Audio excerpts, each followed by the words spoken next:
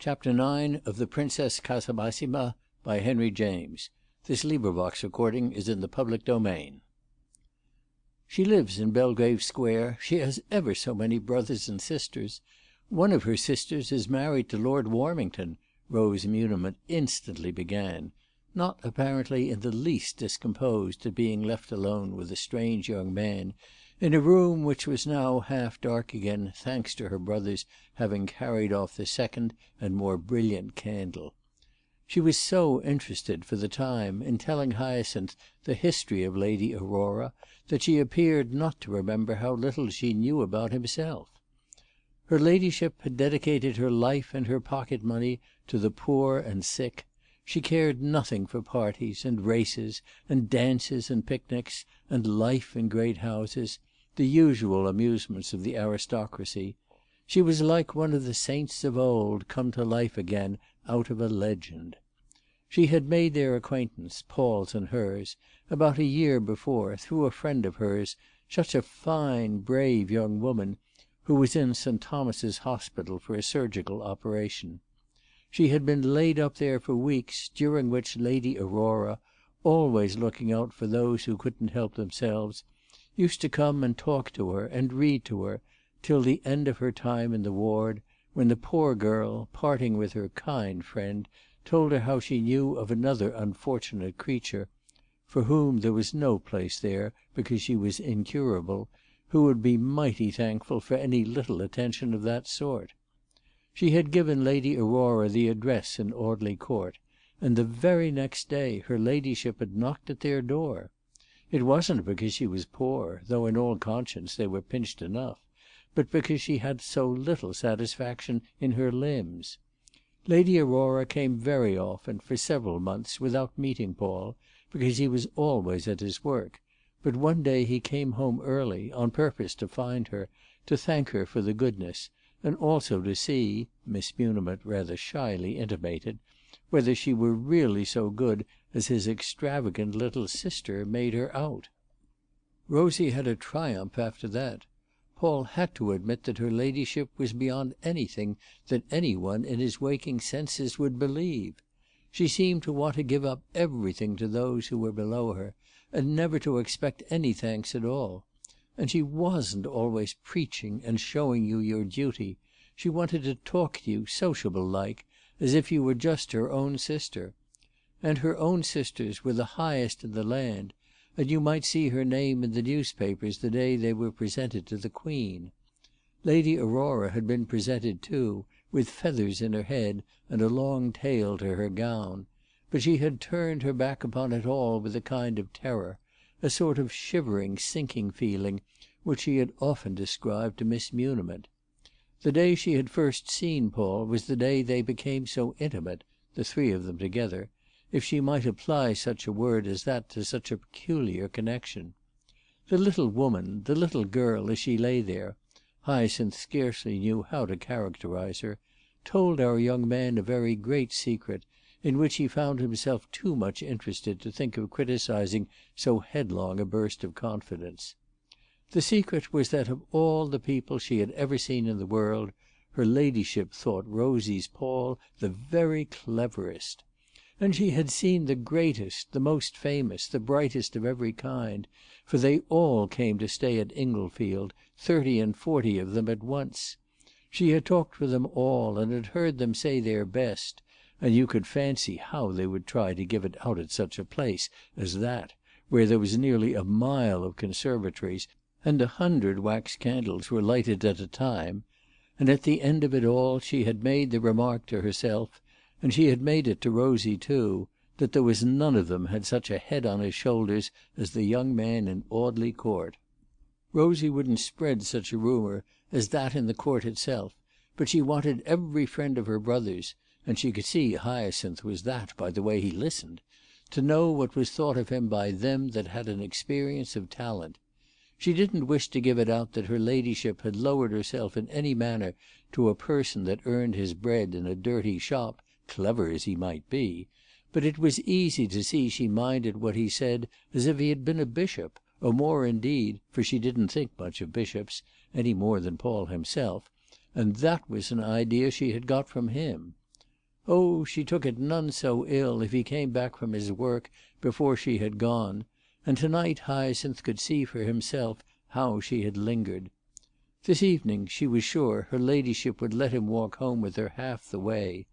This announcement gave Hyacinth the prospect of a considerable session with his communicative hostess, but he was very glad to wait, for he was vaguely, strangely excited by her talk, fascinated by the little queer-smelling, high-perched interior, encumbered with relics, treasured and polished, of a poor north-country home, bedecked with penny ornaments, and related in so unexpected a manner to Belgrave Square and the great landed estates. He spent half an hour with Paul Muniment's small, odd, crippled, chattering, clever, trenchant sister, who gave him an impression of education and native wit (she expressed herself far better than Pinny or than Millicent Henning), and who startled, puzzled, and at the same time rather distressed him by the manner in which she referred herself to the most abject class, the class that prostrated itself, that was in a fever and flutter in the presence of its betters. That was Pinny's attitude, of course, but Hyacinth had long ago perceived that his adoptive mother had generations of plebeian patience in her blood, and that though she had a tender soul, she had not a great one. He was more entertained than afflicted, however, by Miss Muniment's tone, and he was thrilled by the frequency and familiarity of her allusions to a kind of life he had often wondered about. This was the first time he had heard it described with that degree of authority. By the nature of his mind he was perpetually, almost morbidly conscious that the circle in which he lived was an infinitesimally small, shallow eddy in the roaring vortex of London, and his imagination plunged again and again into the waves that whirled past it and round it, in the hope of being carried to some brighter, happier vision, the vision of societies in which, in splendid rooms, with smiles and soft voices, distinguished men, with women who were both proud and gentle, talked about art, literature, and history. When Rosie had delivered herself to her complete satisfaction on the subject of Lady Aurora, she became more quiet, asking, as yet, however, no questions about Hyacinth, whom she seemed to take very much for granted.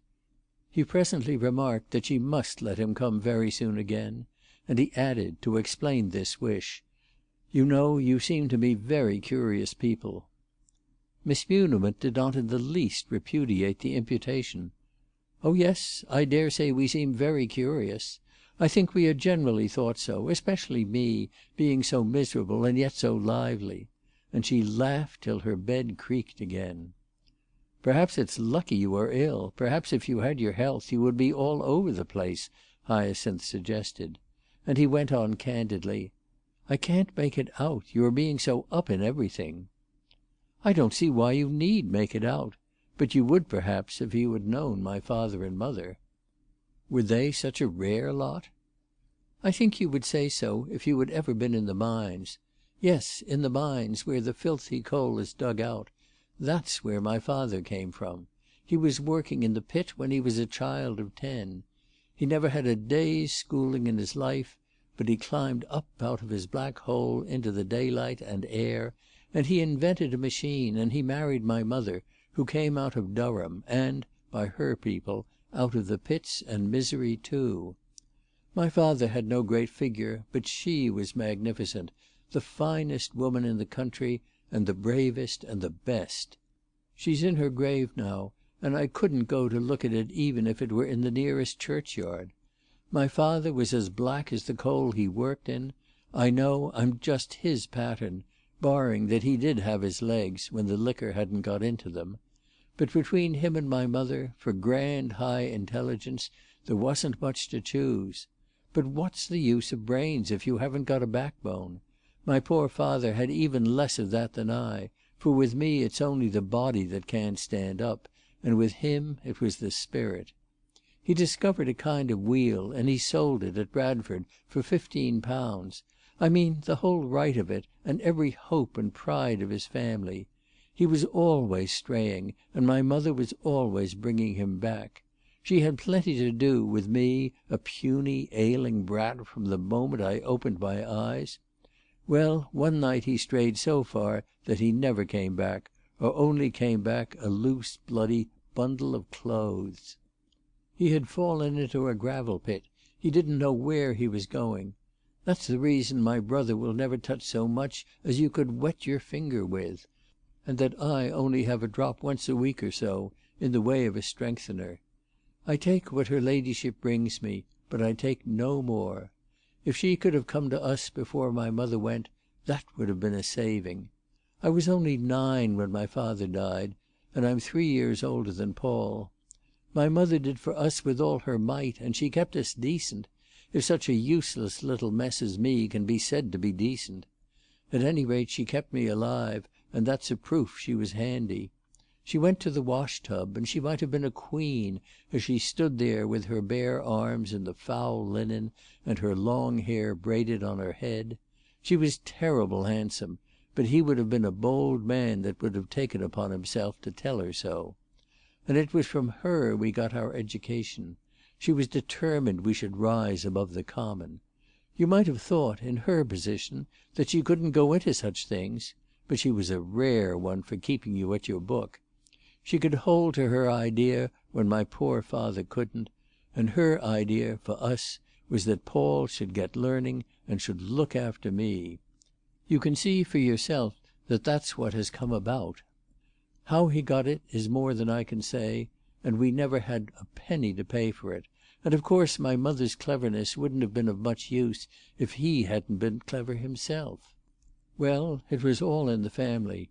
Paul was a boy that would learn more from a yellow placard pasted on a wall, or a timetable at a railway station, than many a young fellow from a year at college.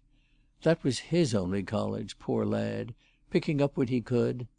Mother was taken when she was still needed, nearly 5 years ago. There was an epidemic of typhoid, and of course it must pass me over, the goose of a thing, only that I'd have made a poor feast, and just lay that gallant creature on her back. Well, she never again made it ache over her soapsuds, straight and broad as it was. Not having seen her, you wouldn't believe, said Rose Muniment in conclusion, but I just wanted you to understand that our parents had intellect, at least, to give us.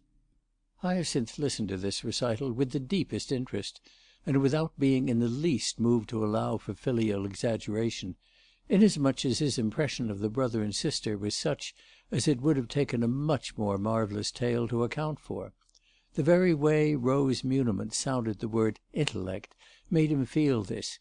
She pronounced it as if she were distributing prizes for a high degree of it. No doubt the tipsy inventor and the regal laundress had been fine specimens, but that didn't diminish the merit of their highly original offspring. The girl's insistence upon her mother's virtues, even now that her age had become more definite to him, he thought of her as a girl, touched in his heart a chord that was always ready to throb, the chord of melancholy, bitter, aimless wonder, as to the difference it would have made in his spirit if there had been some pure, honourable figure like that to shed her influence over it. "Are you very fond of your brother?" he inquired after a little. The eyes of his hostess glittered at him for a moment. "If you ever quarrel with him, you'll see whose side I take." "Ah, before that I shall make you like me." "That's very possible, and you'll see how I fling you over." "Why, then, do you object so to his views? His ideas about the way people will come up?" "Because I think he'll get over them." "Never, never!" cried Hyacinth. "I have only known him an hour or two, but I deny that with all my strength." "Is that the way you are going to make me like you, contradicting me so?" Miss Muniment inquired, with familiar archness. "What's the use? When you tell me I shall be sacrificed. One might as well perish for a lamb as for a sheep." "I don't believe you're a lamb at all. Certainly you are not if you want all the great people pulled down and the most dreadful scenes enacted." "Don't you believe in human equality? Don't you want anything done for the groaning, toiling millions, those who have been cheated and crushed and bamboozled from the beginning of time?" Hyacinth asked this question with considerable heat, but the effect of it was to send his companion off into a new fit of laughter. "You say that just like a man that my brother described to me 3 days ago. A little man at some club whose hair stood up. Paul imitated the way he glowered and screamed. I don't mean that you scream, you know, but you use almost the same words that he did." Hyacinth scarcely knew what to make of this allusion, or of the picture offered to him of Paul Muniment casting ridicule upon those who spoke in the name of the downtrodden. But Rosie went on before he had time to do more than reflect that there would evidently be a great deal more to learn about her brother. "I haven't the least objection to seeing the people improved, but I don't want to see the aristocracy lowered an inch. I like so much to look at it up there." "You ought to know my Aunt Pinny. She's just such another benighted idolater," Hyacinth exclaimed. "Oh, you are making me like you very fast. And pray, who is your Aunt Pinny?" "She's a dressmaker, and a charming little woman. I should like her to come and see you." "I'm afraid I'm not in her line. I never had on a dress in my life. But as a charming woman I should be delighted to see her." "I will bring her some day," said Hyacinth. And then he added, rather incongruously, for he was irritated by the girl's optimism, thinking it a shame that her sharpness should be enlisted on the wrong side, "Don't you want for yourself a better place to live in?" She jerked herself up, and for a moment he thought she would jump out of her bed at him. "A better place than this? Pray, how could there be a better place? Every one thinks it's lovely. You should see our view by daylight. You should see everything I've got. Perhaps you are used to something very fine, but Lady Aurora says that in all Belgrave Square there isn't such a cosy little room. If you think I'm not perfectly content, you are very much mistaken." Such a sentiment as that could only exasperate Hyacinth, and his exasperation made him indifferent to the fact that he had appeared to cast discredit on Miss Muniment's apartment. Pinny herself, submissive as she was, had spared him that sort of displeasure. She groaned over the dinginess of Lomax Place sufficiently to remind him that she had not been absolutely stultified by misery. "Don't you sometimes make your brother very angry?" he asked, smiling, of Rose Muniment. "Angry? I don't know what you take us for. I never saw him lose his temper in his life." "He must be a rum customer. Doesn't he really care for what we were talking about?" For a moment Rosie was silent. Then she replied, "What my brother really cares for, well, one of these days, when you know, you'll tell me." Hyacinth stared. "But isn't he tremendously deep in—" He hesitated. "Deep in what?" "Well, in what's going on beneath the surface. Doesn't he belong to things?" "I'm sure I don't know what he belongs to. You may ask him," cried Rosie, laughing gaily again, as the opening door readmitted the subject of their conversation. "You must have crossed the water with her ladyship," she went on. "I wonder who enjoyed their walk most." "She's a handy old girl, and she has a goodish stride," said the young man. "I think she's in love with you, simply, Mr. Muniment." "Really, my dear, for an admirer of the aristocracy you allow yourself a licence," Paul murmured, smiling at Hyacinth. Hyacinth got up, feeling that really he had paid a long visit. His curiosity was far from satisfied, but there was a limit to the time one should spend in a young lady's sleeping apartment. "Perhaps she is. Why not?" he remarked. "Perhaps she is, then. She's daft enough for anything. There have been fine folks before who have patted the people on the back and pretended to enter into their life," Hyacinth said. "Is she only playing with that idea, or is she in earnest?" "In earnest, in terrible earnest, my dear fellow. I think she must be rather crowded out at home." "Crowded out of Inglefield? Why, there's room for 300," Rosie broke in. "Well, if that's the kind of mob that's in possession, no wonder she prefers Camberwell. We must be kind to the poor lady," Paul added, in a tone which Hyacinth noticed. He attributed a remarkable meaning to it. It seemed to say that people such as he were now so sure of their game that they could afford to be magnanimous, or else it expressed a prevision of the doom which hung over her ladyship's head. Muniment asked if Hyacinth and Rosie had made friends, and the girl replied that Mr. Robinson had made himself very agreeable. "Then you must tell me all about him after he goes, for you know I don't know him much myself," said her brother. "Oh yes, I'll tell you everything. You know how I like describing." Hyacinth was laughing to himself at the young lady's account of his efforts to please her, the fact being that he had only listened to her own eager discourse, without opening his mouth. But Paul, whether or no he guessed the truth, said to him very pertinently, "It's very wonderful. She can describe things she has never seen, and they are just like the reality." "There's nothing I've never seen," Rosie rejoined. "That's the advantage of my lying here in such a manner. I see everything in the world." "You don't seem to see your brother's meetings, his secret societies and clubs. You put that aside when I asked you."